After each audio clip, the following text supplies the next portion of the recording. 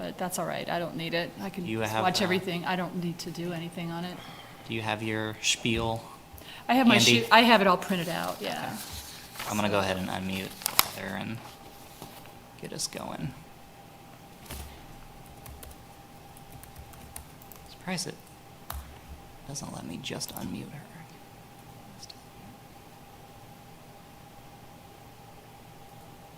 God, it keeps moving.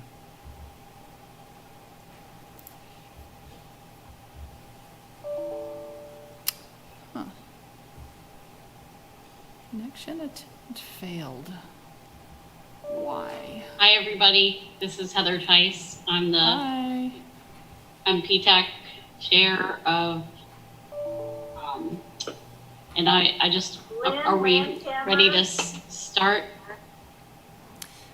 Yeah, I think we're good to start, Heather. Okay. I wasn't sure if we were all ready to start. It's 4:10 right now. My name is Heather Tice. I'm the chair of PTAC committee, and I'd like to call the meeting to order. Thank you all for joining us. And I guess our first item of business is public comment. Has there been any public comment that has come into the queue? We did not receive any general public comment. Before we get too deep into the agenda, I'll have Serena go ahead and read the rules, the spiel for all of us. Perfect. Okay. Anyhow, my name's Serena Pearson, and as our PTAC chair, Heather Tice just said, I'll be facilitating the Zoom portion of the meeting. With me here is Adam Weigel, Transit and Parking Manager, and he'll work along with Heather to facilitate the meeting proceedings. This meeting is being recorded and broadcast on the city's YouTube channel and public access cable channel 25. I want to provide a few reminders to ensure that the provisions of the Kansas Open Meeting Act are met. Committee members, you must state your name and title each time you speak. All motions will need to be stated clearly. After a motion is made and seconded, I will call on committee members individually to provide their vote. The motion carried and the count of the vote. Members of the public are allowed to speak to regular agenda items. General public comment will be received in written form at the beginning of the meeting. Individuals who signed up in advance to provide public comment remotely will be called upon by name. When you are called on, please unmute your listening device and state your name before speaking. The chair will then call for in-person public comment for those without access to technology options. Staff present will direct you to the podium to speak, following social distancing and safety protocols. During the meeting, please mute yourself by clicking on the microphone icon found on the lower left side of the Zoom menu next to the video icon. When you are muted, a red line will appear over the icon.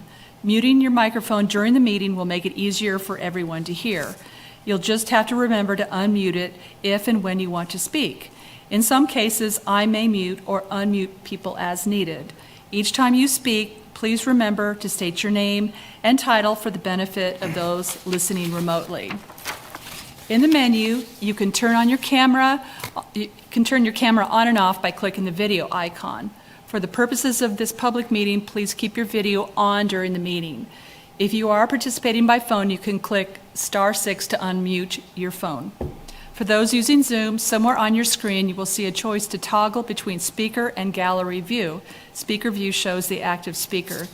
Gallery view tiles all of the meeting participants. And now I'll turn the meeting back over to Heather Tice. Thank you, Serena. This is Heather Tice, PTAC chair, and we will call the meeting to order. And so are we going to do a roll call, Serena? Yeah, I'll go through and see who's here. Okay. Okay, so is Jinan Amin here? No?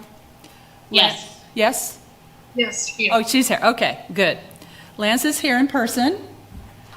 Heather, Phyllis is here. Mike Wazakowski? Hello. Hello? Okay. Nick Kuzmiak? Here. Alan Ackland? Here. Natalie Yoza? Here. Bill Wilson? Here. And that's it. Everybody's here. Great. Good deal. Welcome, everyone. This is Heather Tice. I'm the PTAC chairperson, and we're going to go to item C, approval of minutes from our last meeting. All of you should have received the packet that includes the minutes from last meeting, which was June 15th, 2020 at 4:10. Has everyone had a chance to look through them? And if there are any changes, please state your name and your title and what might need to change.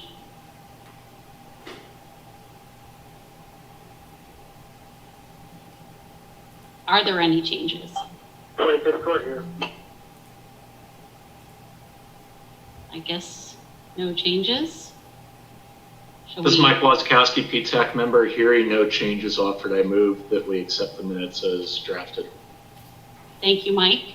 This is Heather Tice, PTAC chair. Do we have a second? Natalie Yoza, PTAC member, second. Thank you, Natalie. Serena, do we do a call vote, or do we do icons of thumbs up, or? That would be easy, wouldn't it? I think I need to go through every name, right? Yeah. Okay. Okay. Okay. All right. So, Jinan, yeah. Go All- ahead. So Heather Tice, all in favor, you'll say aye if you're in favor and nay if you're not. Serena, you want to go ahead? Okay. Jinan Amin. Aye. Lance Fahey. Aye. Heather Tice. Aye. Phyllis Farrar. Aye. Mike Wazakowski. Aye. Nick Kuzmiak. Aye. Alan Ackland. Aye. Natalie Oza. Aye. Bill Wilson. Aye. That's everyone. Excellent. This is Heather Tice, with all votes yay. I can't remember how many is that, Serena? 9. 9 votes yay, 0 nay. The motion carries. Minutes are approved as distributed. Thank you, everyone. Our next agenda item is the KU Urban Planning Class Project. Joel Mendez to present.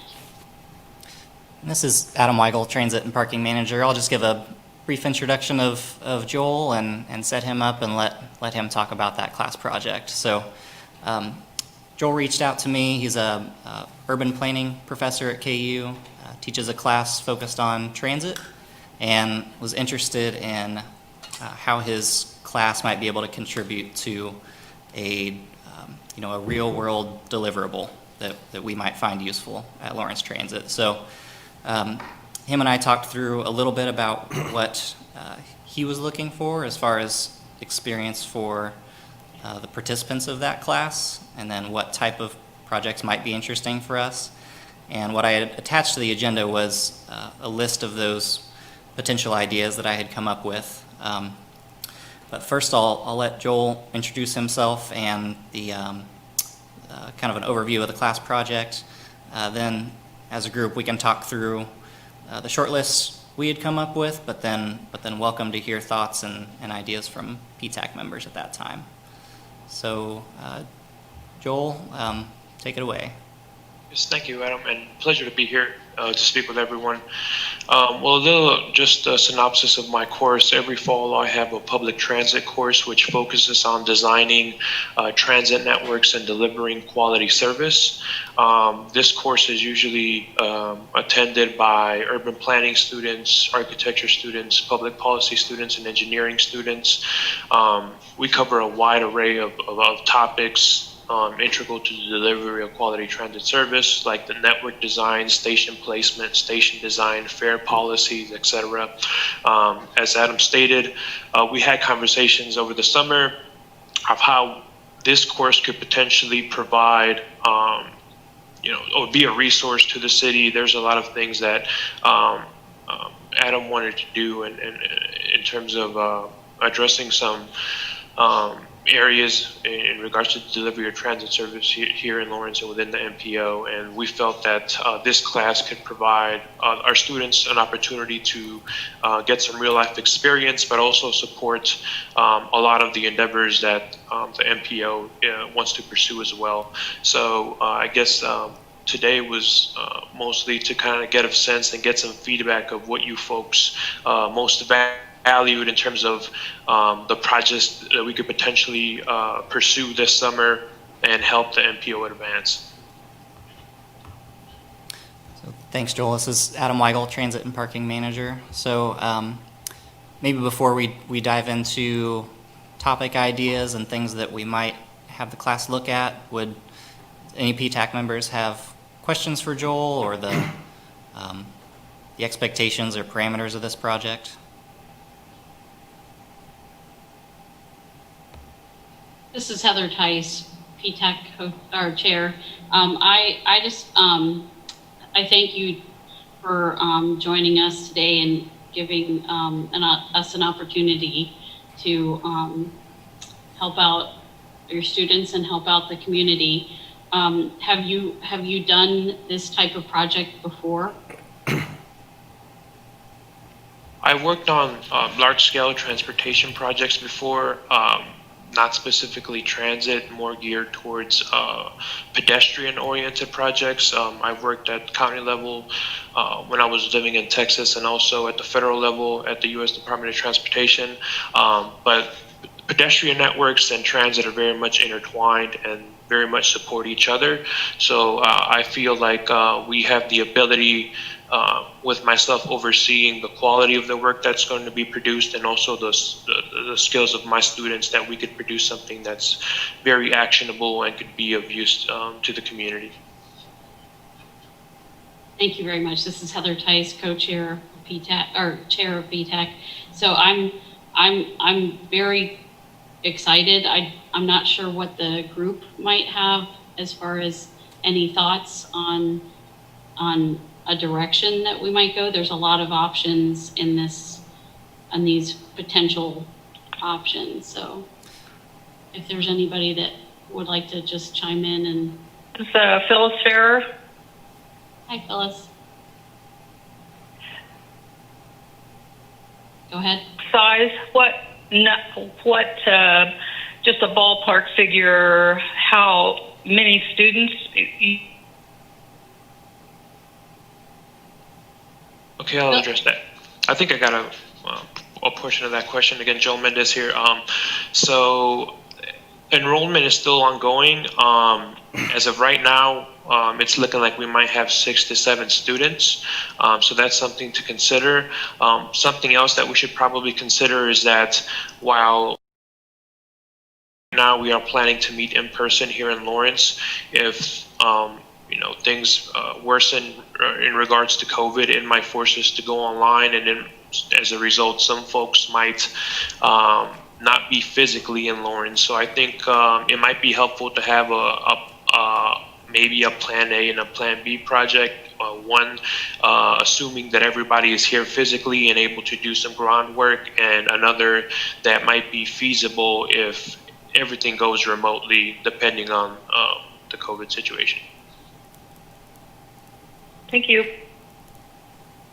This is Hi. Adam Weigel, Transit and Adam. Parking Manager. I just might add a couple other things just to set the stage a little bit, and I'm happy to talk through the short list of ideas that Joel and I had put together.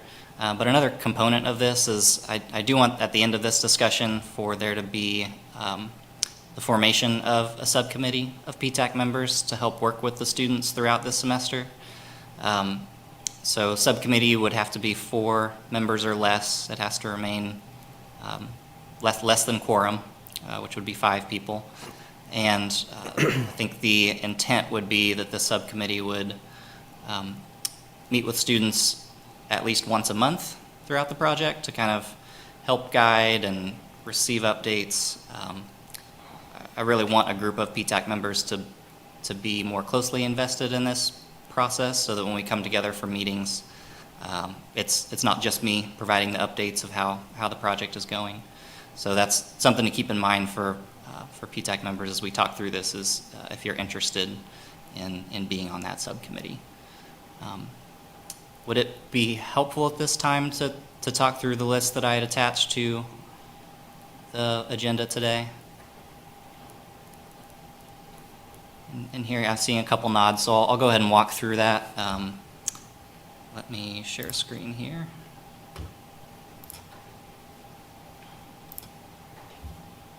Okay, so hopefully a shared screen is coming up for everybody. Can I get a couple nods or thumbs up? I see a couple, okay. So one of the things to keep in mind with a student project like this is trying to think of ideas of projects that would be pretty well-rounded, that might provide a variety of tasks that students might do. In thinking about our development of the Transit Transfer Center at Bob Billings in Iowa that's upcoming, I think it will be important for us to have had some discussion about what our route redesign needs to look like to serve that center. So this first point on here about the route redesign, and then the sub-bullets that would go along with that. Joel and I talked about the variety and tasks that students could do, whether it be survey work, technical peer review.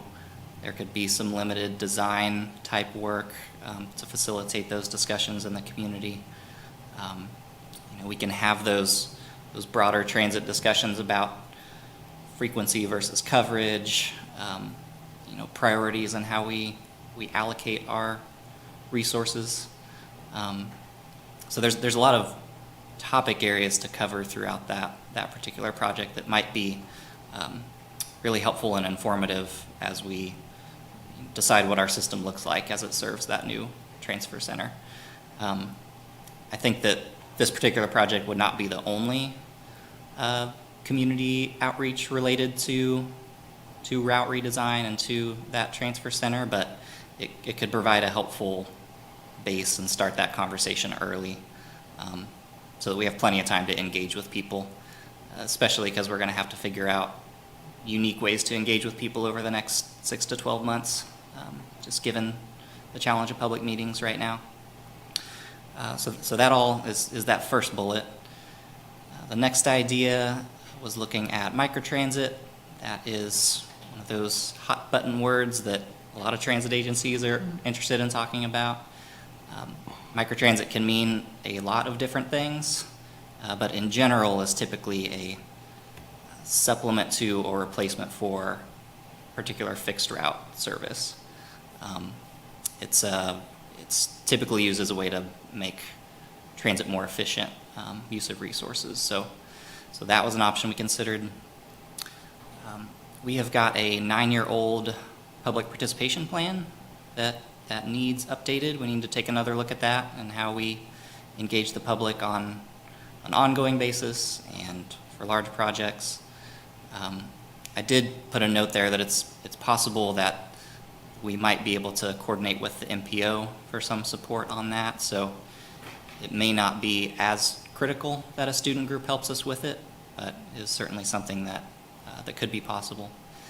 And then I know there in a number of different arenas there's been discussions about fare-free transit, and we could certainly talk around that issue and the different considerations we need to look at to move that conversation forward. And I say fare-free here, but we could really look at a lot of different aspects of essentially reducing the barrier of paying fares. It might not necessarily mean 100% of people wouldn't pay, but that is an analysis that students could certainly help us look at best practices and engage in that discussion. So just a brief overview and a few ideas, but I'm welcome to hear thoughts on that by the group, or if there were other project ideas you might be interested in, we can air those now.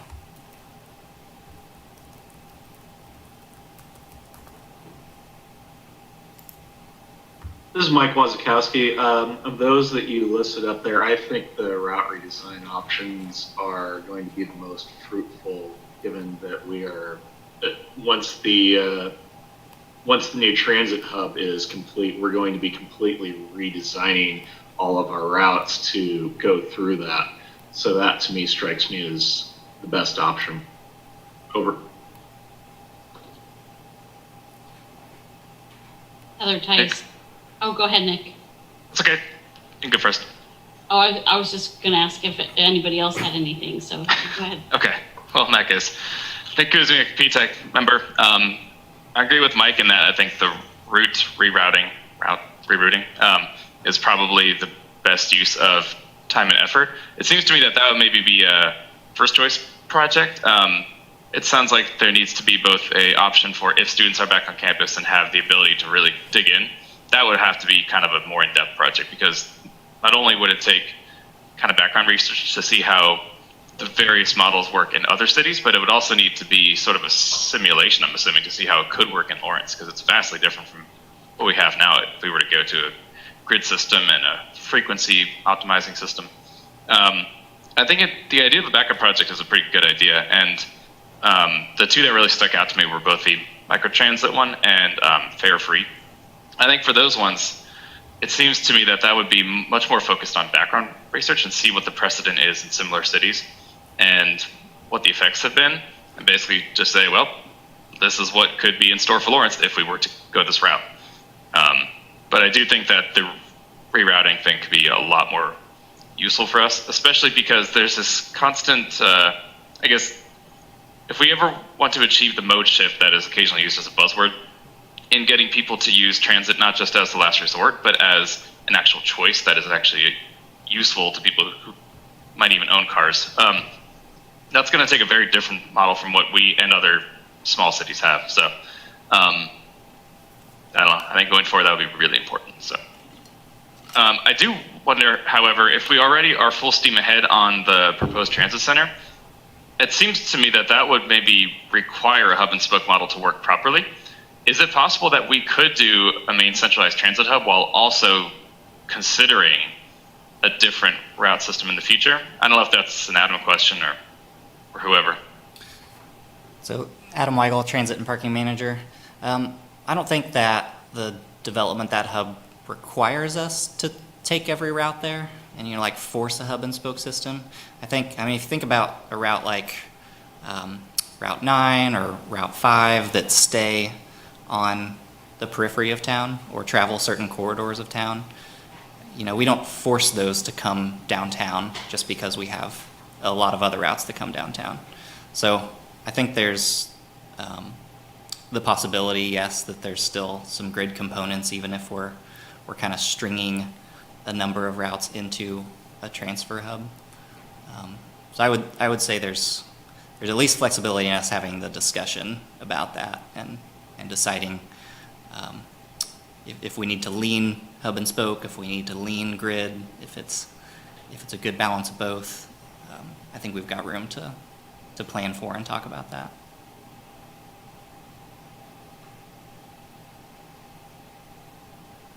Heather Tice, PTAC Chair. Any other comments? Any other? Adam Weigel, Transit and Parking Manager. Sorry, just one other thing I want to add to that is that I think the discussion about how we want to best move people around town on buses, in my mind, informs what we should build at a transfer location. We should have a general idea of how many routes are going to go there, and then some buffer room if we want to add more service that goes into a hub like that. I don't think you'd want to build a hub with 10 bus bays, let's say, and then design your service around the fact that you've got a hub with 10 bus bays. I I think you want to first have a discussion about where you want your buses to go in town and maintaining these, high ridership areas and kind of your anchor points. And at that point, I think it'll make clear what would need to go to the hub and what wouldn't.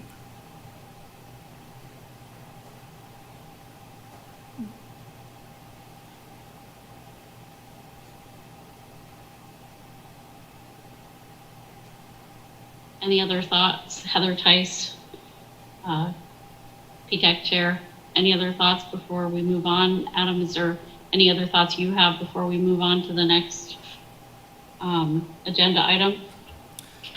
So what I'm hearing, unless I hear otherwise, is that the preference would be the route redesign.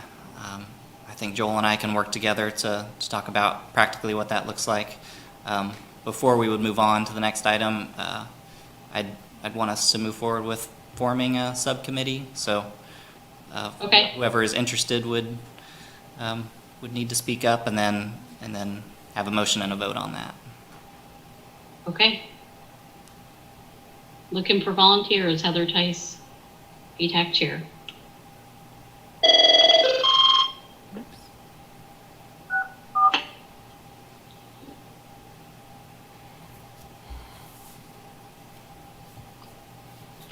Mike Wazakowski, PTAC. I'll go ahead and sit on that. Lance Fay, Vice Chair PTAC. I'd be a part of the subcommittee.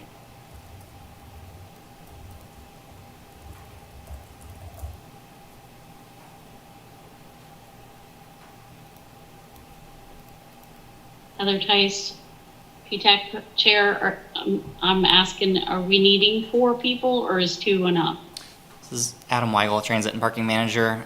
We don't need 4. I'd probably ask for a minimum of 3. I think 3 is a better number than 2. Okay. Bill Wilson, PTAC. Question, are there going to be a number of committees that you're going to be looking for folks to serve on? I guess it'd be interesting to kind of know if that's the case. Then I'll load up or whatever. Yeah, this is Adam Weigel, Transit and Parking Manager.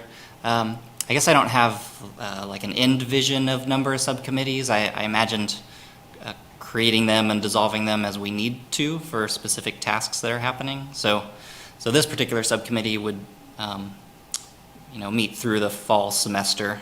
So we're probably looking at 3 to 4 meetings with students, and then that subcommittee would be closed. I know you might have noticed there's another request for a subcommittee at the end of this agenda to help put together the meeting calendar. That particular subcommittee, I would think, probably only meets once or twice to get that calendar in place, and then no longer has a need to continue with that. So I think the subcommittees will, in their current state, be time-bound by these projects. It's possible that as we work more together, we identify areas where it makes sense for an ongoing group. But I don't know if that helps, Bill.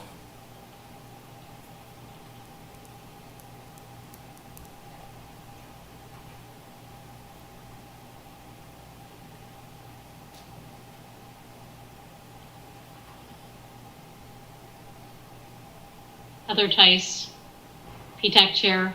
Bill, does that answer your question? Yeah, that's fine. I would be happy to serve on that. Thank you very much. We have Mike and Lance? Lance and Bill. Yeah. This is Adam Weigel, Transit and Parking Manager. So if someone could just make a motion for those 3 folks to be part of that subcommittee and establish the subcommittee and then take a vote, that would be great. Heather Tice, PTAC Chair. I'd like a motion for the subcommittee to be held for the semester of KU's fall semester. I'll need a motion and a second. Okay, this is Phyllis Farrer. I'll make that motion. Thank you, Phyllis. Heather Tice, PTAC Chair. This is Natalie Yoza. I second. PTAC member. Thank Heather Tice, PTAC Chair. Thank you very much. I guess we'll need a vote. We need a vote. Yes. So I have all to in go favor? through everyone. Super. Yeah. So all in favor? Good. So, Jinan? Yes.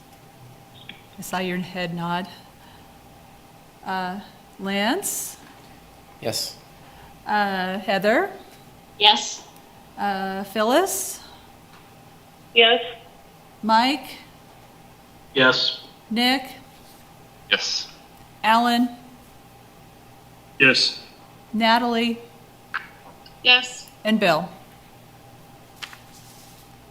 Yes, yes. Okay, so that's 9. Heather Tice, PTAC Chairperson. We have 9 votes yay, 0 nay. The motion passes for the subcommittee for our KU urban planning project. Thank you very much. And with that, we'll move on to KU service and reduction update with Aaron Quisenberry. How's everybody doing today? Doing I great. hope- Good. Yeah, I hope well, and I apologize for not being on camera. I'm kind of serving a dual duty this afternoon, and we're scanning health verification app here on campus in some of our research buildings, and I've somehow found my way involved with that entire project, and that's what I'm doing this afternoon. So Adam has asked me to join your group this afternoon to kind of talk about some of the decisions we've made in reducing bus service on the KU side of things. If you guys are kind of familiar, COVID-19 has really obviously thrown us all in a loop. And right now in KU, although we don't have our final enrollment numbers, we're kind of right now preparing for anywhere from a 15 to 25% decline in enrollment. And we won't get anything final on that until, probably literally right up until the day school starts. And so our entire budget pretty much is funded by students and the required campus fees process through the student government. And so if we're looking at a 15 to 25% reduction in enrollment, comes with that is also, the same reduction in fee dollars. And so we've really been wrestling around the last probably 2 to 4 weeks, trying to figure out what we were going to try to do in the event that our enrollment declines anywhere in that type of range. And so Adam's asked me to come on and just kind of highlight some of those decisions that we've recently made in the last week. And so we obviously have bus routes that run off campus that are KU operated, and then we have our main routes that run on campus, which we call our circulator routes. And so we have 3 circulator routes, which are routes 41, 42, and 43. We have really looked at that schedule for all 3 of those routes, and for lack of better terms, really tightened up the circulator schedules in order to maximize the service with fewer buses on the routes. Routes 41 and 43 both had a significant amount of dwell time that was scheduled into those routes, and so we've looked at our data collected in the double maps to kind of try to reduce some of that dwell time to find savings there. We've also reduced the frequency on Route 41 and eliminated the service for that route when classes are not in session. Another decision that we've made comes with our co-coordinated route with Route 11, and we're reducing KU's financial contribution on the B schedule, which is when classes are not in session. So Route 11, unfortunately, this will probably be the most visible change for passengers, is cutting the B service, and that'll go from every 30 minutes to being available for every 90 minutes. Several years ago, we started a program called Safe Bus, and that's where we had 3 different bus routes that ran on Thursday, Friday, Saturday nights, late evening routes, and we cut a couple of those. We reduced those services a couple years back and basically took those hours and extended our evening service on all of our routes from like 7 at night to 10:30 at night. But we did have one remaining, if you will, one safe bus route that was kind of still out there, which was 44X. And that was running on Thursday, Friday, Saturday nights. We decided to eliminate that service. And then finally, with the calendar adjustment here at KU, if you guys are not familiar with it, KU has decided that once Thanksgiving hits, students will not come back physically onto the campus, but that they would finish their finals online, and then they would not resume coming back onto the campus until February 1st. And by doing that, coming back February 1st also eliminates KU's spring break in the spring semester. So there's been several big adjustments with the KU's calendar. So there'll be no fall break. And as I mentioned, right after Thanksgiving, students would leave, take their finals online, not return until February 1, and then go straight through till finals in May. And by doing that, we basically are cutting 4 weeks of bus service that normally would have been in there. And that equivalent, that 4 weeks is basically equivalent to 1 full month of bus service, which is going to save us substantially in the budget as well. So all in all, we're having to reduce service, or we're having to find financial dollars in the range of close to $1 million. And those decisions that I've just kind of outlined there for you really put us in that range to kind of set us up for making sure that, you know, we don't go in the red or do something crazy with our budget. The following year, we also want to note that, so this year with our student government, we were given a $1 fee increase in student fee money, which is equivalent to $45,000 in revenue. But right before school was out, the chancellor and the student senate was asked, I think by the Board of Regents, or they all collectively came together and said, hey, we don't want to raise required campus fees or the tuition package at all. So we were given that $1, which is $45,000 in revenue, but then it was taken away. And so also understanding that reduction, that I'm probably guessing that next year's budget will probably stay static as well, and that we would no longer see a fee increase through our student government as well. And so we're really having to be pretty frugal here over the next couple of years till we find out how this COVID-19 thing pans out and student enrollment. So that's the quick skinny. If any of you guys have any questions, let me know. Again, my name is Aaron Quisenberry. Everybody calls me Quiz here on the KU campus, and I'm the Associate Director for Transportation Services. This is Other type. Oh, go ahead. This is Adam Weigel, Transit and Parking Manager, and thank you, Quiz, for walking through that. I mean, in this particular year with COVID and budget reductions and everything, I'm happy that Quiz could come and talk about those changes. You know, ideally, these sorts of changes would have been wrapped into all the public input we got about route changes that we put out in the spring, and able to keep people informed that way. But just the nature of you know, KU trying to plan for next year's budget, some of these decisions had to be. Wanted to bring this before the group and let you know that Quiz and I will work together on getting additional information out to the public before August 1st, when some of these changes go into effect, to try to keep people informed as quick as possible. But as Quiz said, happy to answer any questions.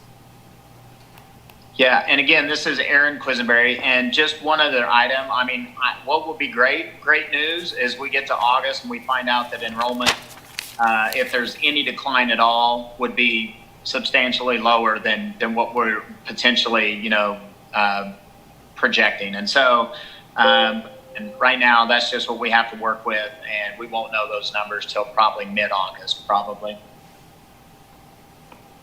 Heather Tice, PTAC Chair, Aaron Quisenberry, thank you very much for coming to give us an update. I know you're wearing a lot more hats than you thought you would be. No doubt, no doubt. I think that's the new COVID order, is you get more on your plate than you thought. to make sure you're doing what you need to do. So I appreciate your input and your work that you're doing. Thank you. Yeah, but last thing I'll say, and then I'll get out of you guys' hair. I've always heard the saying from my grandpa when I was a little kid, jack of all trades, master of none. Well, I hate the master of none part because that kind of stinks. So I like to think right now I'm just kind of a jack of all trades, just kind of wearing several different hats up here while we figure this thing out. So if you guys have any questions, Adam can get those to me, and we'll go from there. Appreciate it, everybody. And I might just pause. Quiz, you still with us? Yeah. I just want to ask PTAC members, is there anything that Quiz could help with before he jumps off? Or if not, I'm happy to help follow up.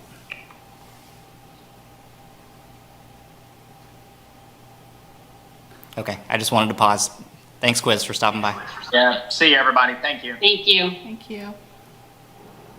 Okay, going on to our third agenda item is communications related to reroutes transit staff presentation. Heather Tice, PTAC Chair. Sure, and I just want to make sure on that last agenda item with those changes, did we pause long enough? Did anybody have any thoughts, questions, concerns we can follow up on? Okay. All right, so let me share my screen again here for reroutes. So it is summer construction season, which means reroutes. We wanted to talk through what our current protocols look like right now for how we get word out related to reroutes, the different variety of heads up that we receive for different things, and just kind of walk through that, as I know this time of year there's a lot of reroutes happening. And then interested to hear from the group your experiences and things we might be able to look at to try to make this system as good as we can. So I'll quickly run through this. So our communications staff, Emily and Serena, did a great job putting this together, and we're still tweaking this a little bit, thinking about thresholds for when we do different types of communication. But in general, we start out this document by looking at what type of transit service impact we're needing to communicate about. Could be right-of-way construction, could be larger projects that we get feedback through the city through operational impact assessment meetings. Could be right-of-way street events, activities on KU's campus, which may or may not be long-term scheduled out ahead of time, or something that just comes up.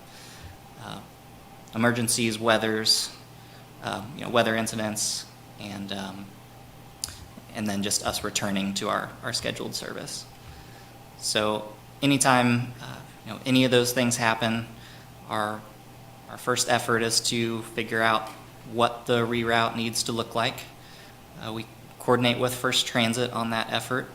In some cases, their drivers encounter some obstacle in the field and have to make a quick decision about this. In other cases, we get them what we know is going to be an upcoming obstruction, and they help determine what will be our best alternative path.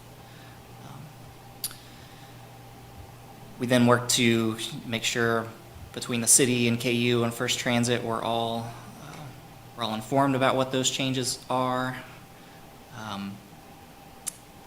Move forward with closing bus stops that will not be served, in particular if it's a longer term reroute. In some cases, we might need to reserve parking spaces for alternative pickup locations. And then this communication section is probably really the meat of it as far as the public-facing side of things, where you might interact with reroute communications. So communications go out through the website, through the app, through the Double Map app, through announcements as well, through Facebook and Twitter. Depending on the scope, the time frame of the reroute, we'll put out a news release. physical postings on buses or at bus shelters. In particular instances, there would be a mass email that goes out to KU students, faculty, and staff. And for some specific weather-related challenges, the KU Alerts service might provide an update. And then, of course, there's all the kind of back to normal sort of tasks, removing postings and closed bus stops, reminding people about return to service on social media and that sort of work. So that is the general format. I would say it. We encounter specific challenges depending on if we're looking at something that we know is going to happen in 2 weeks versus something that reaches our inbox at 8 a.m. on Monday morning, and we have to quickly figure out what to do.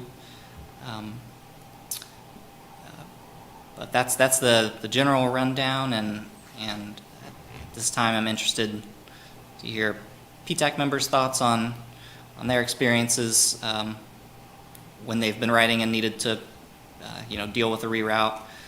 If you haven't written our system much but have seen how it works in other cities, would be interested in that sort of feedback. But I'll pause at this time for any thoughts from PTAC members.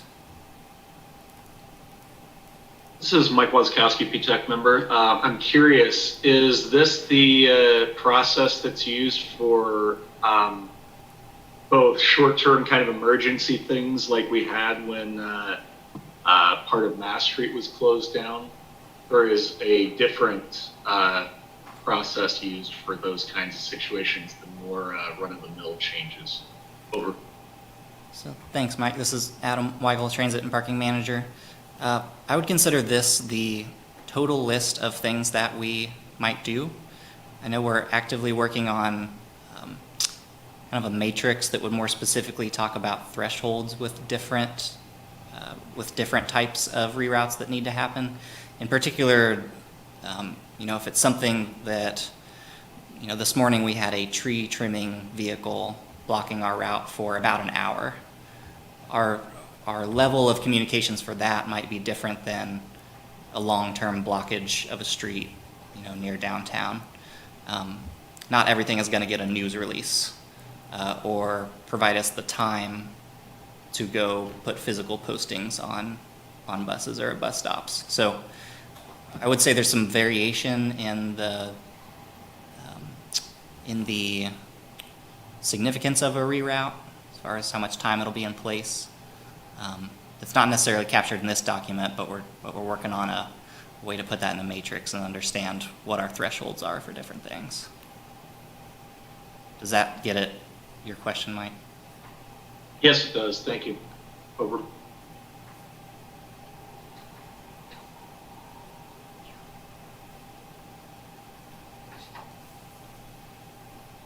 Heather Tice, PTAC Chair. Any other questions or comments about this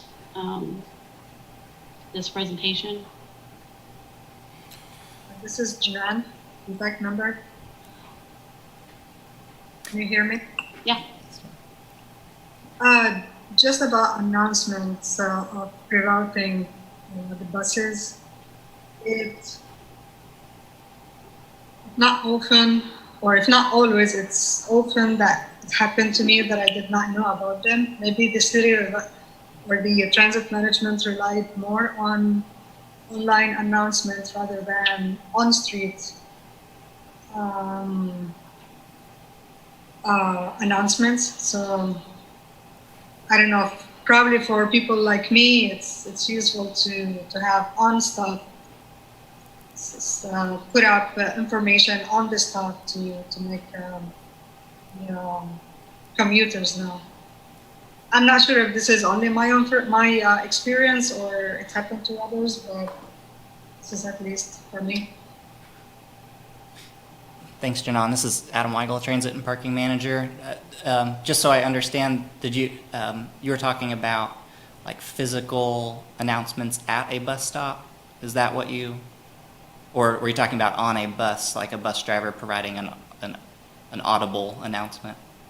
Yeah, it could be on the bus as well, but anything that is not related to online announcing. So I did not get information through online. So on the bus or on the bus shelter, it is good to let people know that there is a reroute or the bus is not coming for one reason or another.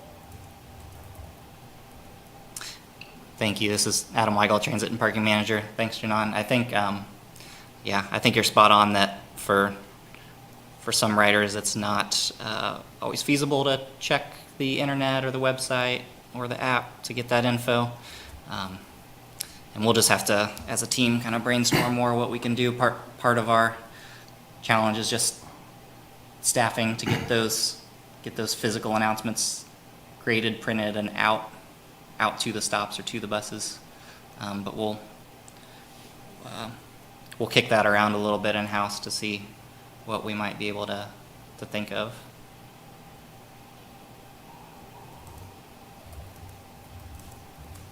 Heather Tice, PTAC Chair. I think if we're done with comments, shall we move on, Adam?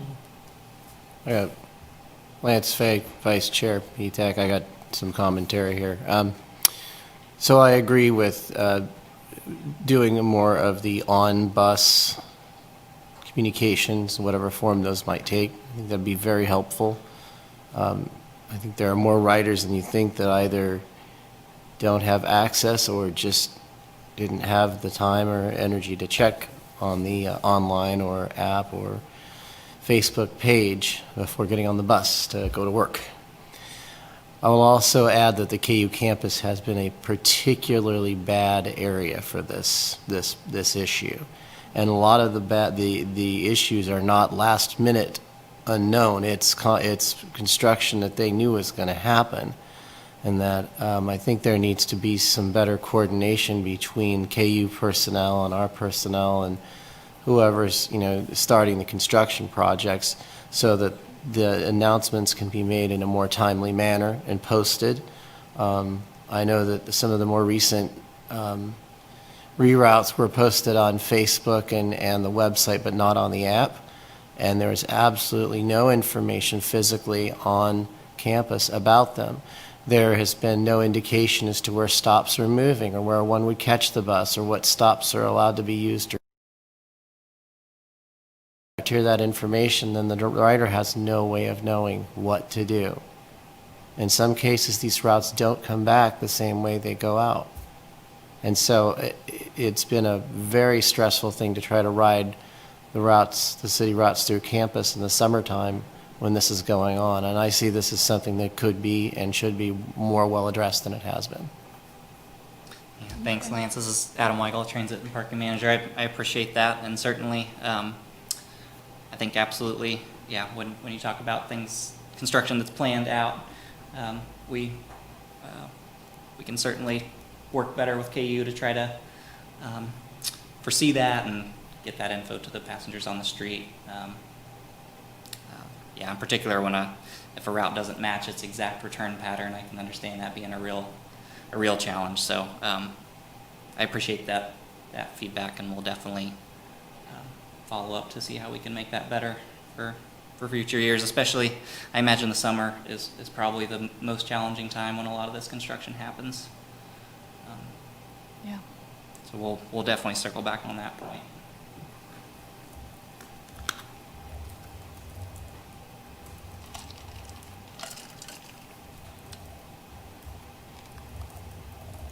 Heather Tice, PTAC Chair. Any other comments? Feedback?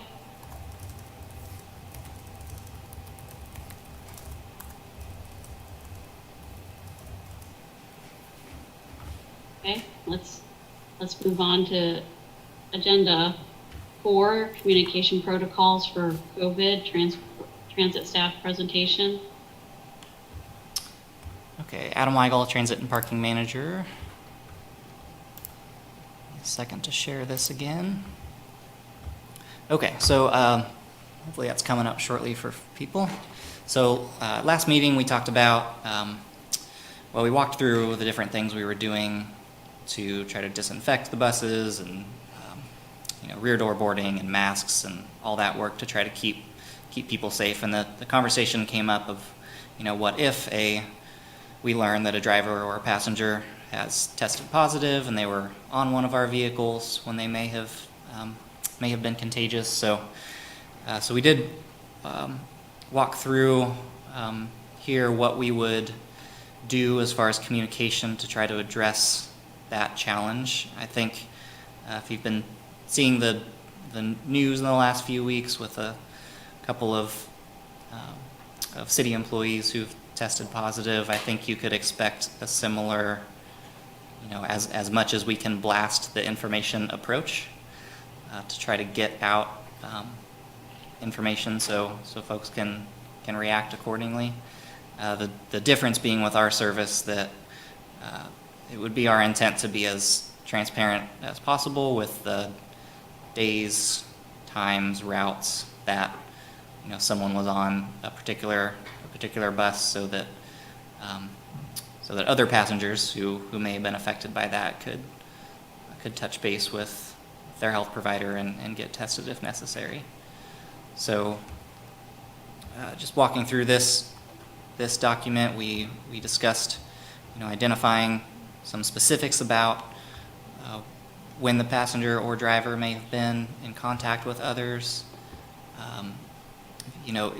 Within our staff, within City, KU, and Lawrence Transit, quickly getting out that information to each other as fast as possible, so that if a driver needs pulled from service, or if we need to pull a bus in to more thoroughly disinfect it, we could do that as quickly as possible. As far as how that information gets out, I think the ultimate goal, right, is to reach as many audiences as we possibly can, as quick as we can. So, we can quickly get stuff out on social media and our website and through the app. But obviously would also pursue a news release and would imagine that the LJ World would pick up something like that in order to get that word out to people. And just as part of this guiding document, had written a draft message for what that would look like.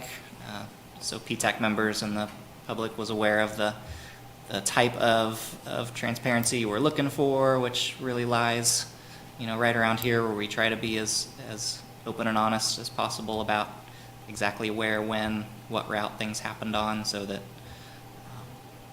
people can act accordingly and get tested and stay safe. So this was our response to that discussion and what we would plan on, how we would plan on communicating out. And at this time, happy to receive any other thoughts or feedback on what that process looks like. Hi, this is Natalie Yoza, PTAC member, and thank you for doing this. I thought this was good, and could see how you had listened during our last meeting about this conversation. The one thought that I had, I think it is important, that second sentence, when you identify the route and the date, but might want to consider, instead of the driver/passenger, using occupant. Because if you have a driver and they're on a particular route, you might be giving private medical information away by identifying the driver and the route on those days.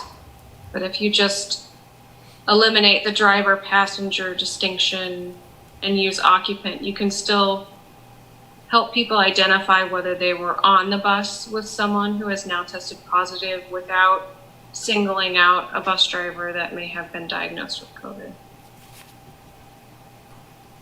Thank you, Natalie. That's a good comment.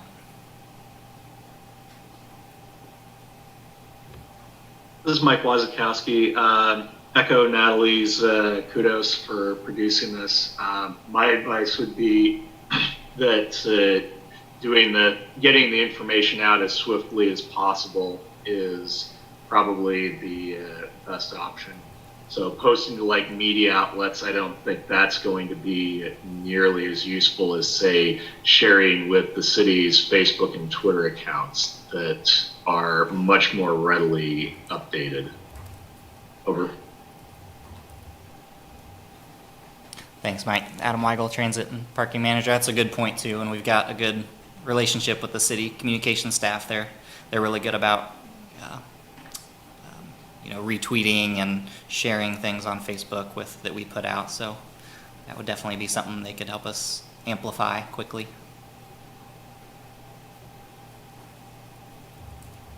Heather Tice, PTAC Chair, any other comments?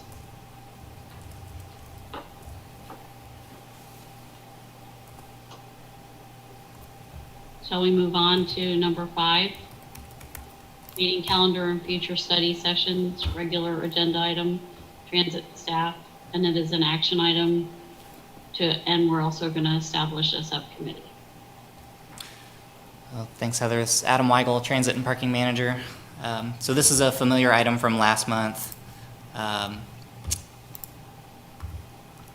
let me share a screen here. And I really do want 2 to 3 people to help join a subcommittee to fill this in, with the intent that I don't want to be the sole person filling this in. I'm really hoping with this position to push some ownership back into your all's hands about the topics that we address in the upcoming months. And I'll probably always have a couple of items that I would like to include on the agenda, but really hoping kind of our yearly discussions and the priority things we talk about are driven by members. So that was the intent of putting this back on the agenda and just asking for a subcommittee of probably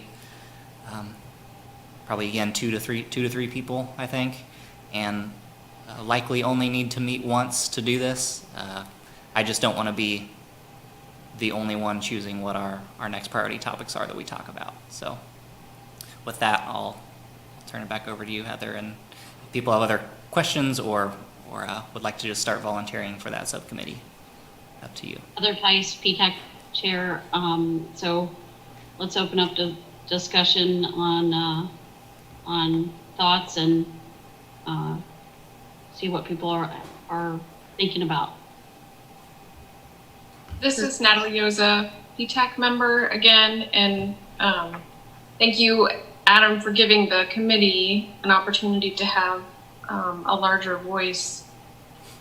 I know that you have other responsibilities, Heather, and so I don't want to throw too much out there, but I would want to see our chair and our vice chair really driving what the topics are, and having the internal committee structure flow through our leadership and the topics that we address as a group.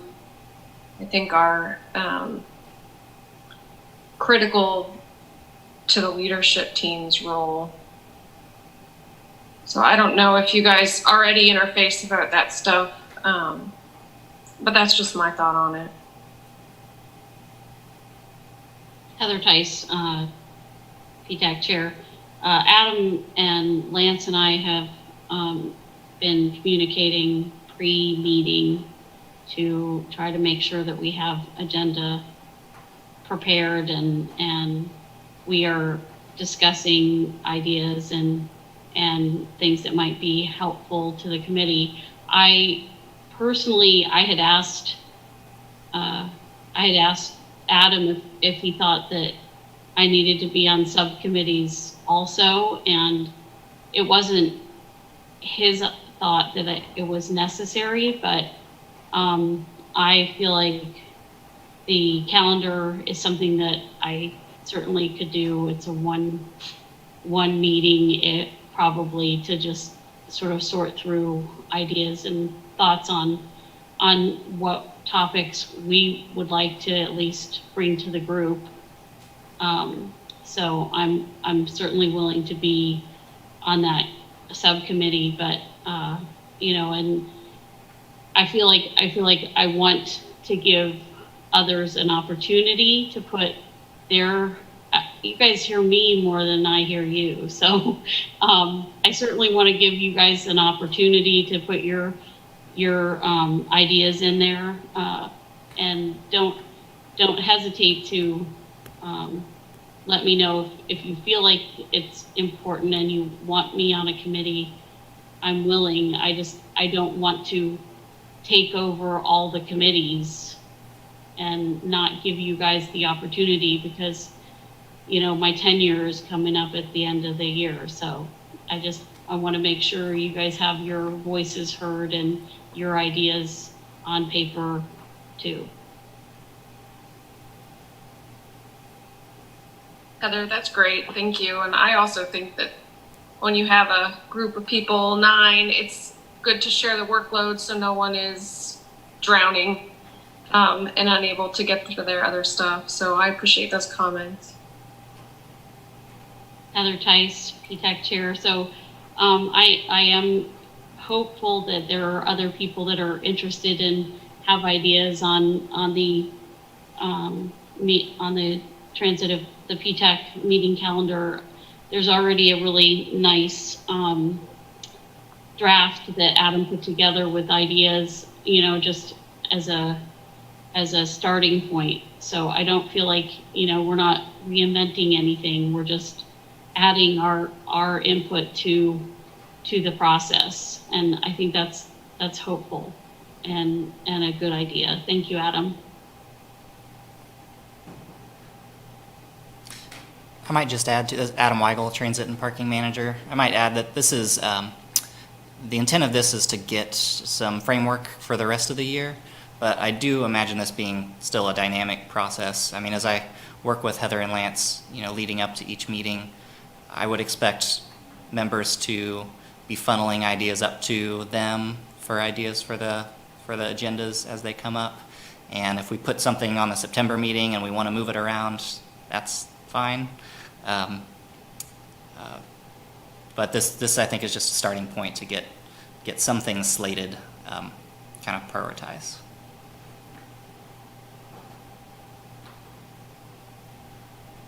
This is Janan. Can you hear me? Yes. Yeah, I would like to be on this subcommittee. Heather Tice, PTAC chair, thank you. Anyone else interested in meeting about the meeting calendar?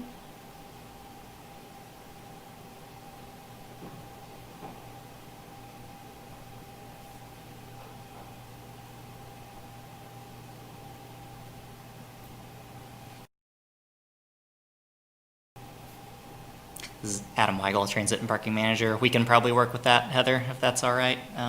If no one else wants to join in, I think we'll, between you and I and Janan, and I'll probably try to rope Lance in since he's the vice chair, but we can get something together.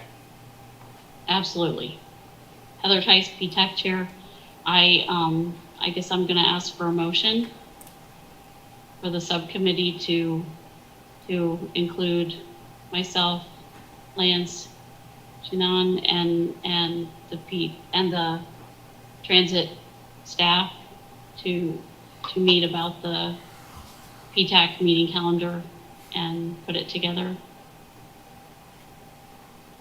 This is Natalie Yoza, PTAC member. I so move, and thank you guys for all of your work. This is Mike Wazkowski. I'll second that motion. Thank Heather Tice, PTAC chair, Natalie, and Mike. Thank you very much for your motion and your second. I'm going to ask for a roll call. All in favor, aye, with Serena doing the roll call. Okay. Jinan, Yes. Lance, Aye. Heather, Yes. Phyllis. Hello, Phyllis? She must have dropped off. I don't see her She's anymore. not there. Mike, Aye. Nick? Who's- Aye. Alan? Aye. Natalie? Aye. Bill Wilson? I think Bill might have dropped off. He vanished, okay. So that makes 7, and 2 people are gone. All right, Heather Tice, PTAC Chair. So we have 7 yay votes and 0 nay votes on the motion carries for Lance, Heather, and Jinan, and the Lawrence Transit and Parking folks to put together to meet for a subcommittee to put together our meeting calendar for our PTAC group. Thank you, everyone. Let's see what's next. Quick updates. This is Adam Weigel, Transit and Parking Manager. I think this is a typo I made, but this section I was going to title Member Updates. So I've just carved out a space here that would be a time for PTAC members if there are future agenda items you're interested in talking about, now would be a time to share them. Or if you have any other specific things we should touch on as a group, now would be the opportunity to do that. Nick Kuzmiak, PTAC member. Would like to remind the group that originally I was selected to have the opportunity to represent us on the Transportation Commission. Since that has happened, we've since been renamed the Multimodal Transportation Commission, and nobody technically represents anybody anymore. However, that being said, I'm still on this one. So if you do have any concerns for the larger transportation landscape, even if it doesn't necessarily pertain to transit, feel free to shoot me an email, give me a call, and I will try my best to kind of bring that up. I think this committee has a very different view on transportation than does the general public or our commission, so it would be nice to get some alternate viewpoints here and there. I have had 1 or 2 of you reach out to me in the past with things to bring up at commission, and I do my best to do that. So anyway, feel free.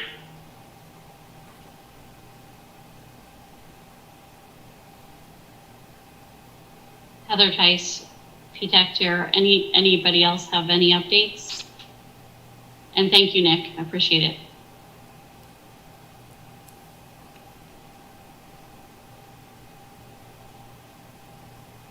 Okay, other items on the agenda?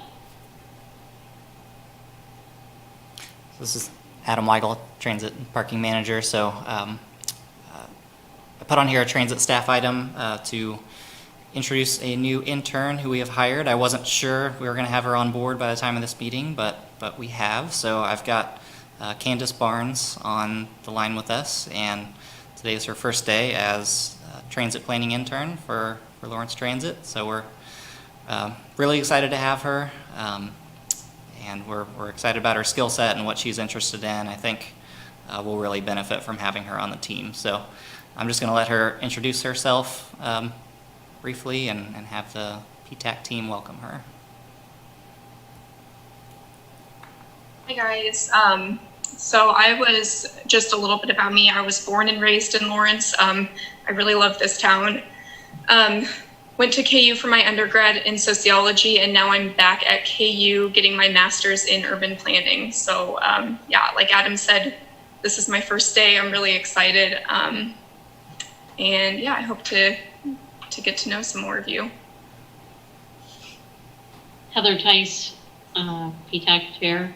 Thank you for being interested in our group, and we're very happy to have you.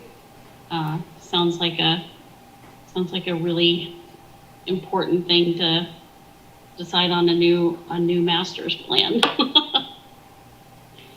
Anyone else? This is Adam Weigel, Transit and Parking Manager. That's all we have for our staff updates. Okay.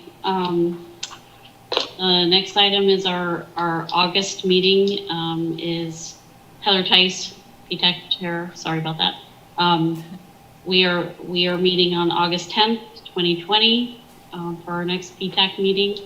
I imagine subcommittees will be getting in touch. Adam, are you going to be sort of prompting their initial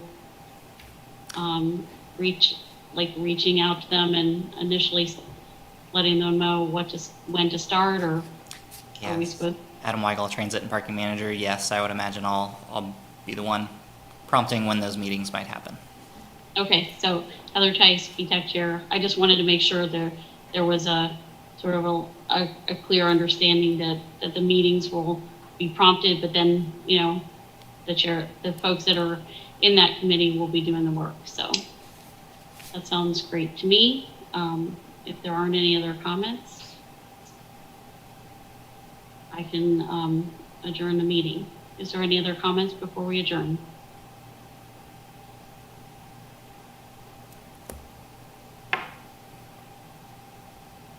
Okay.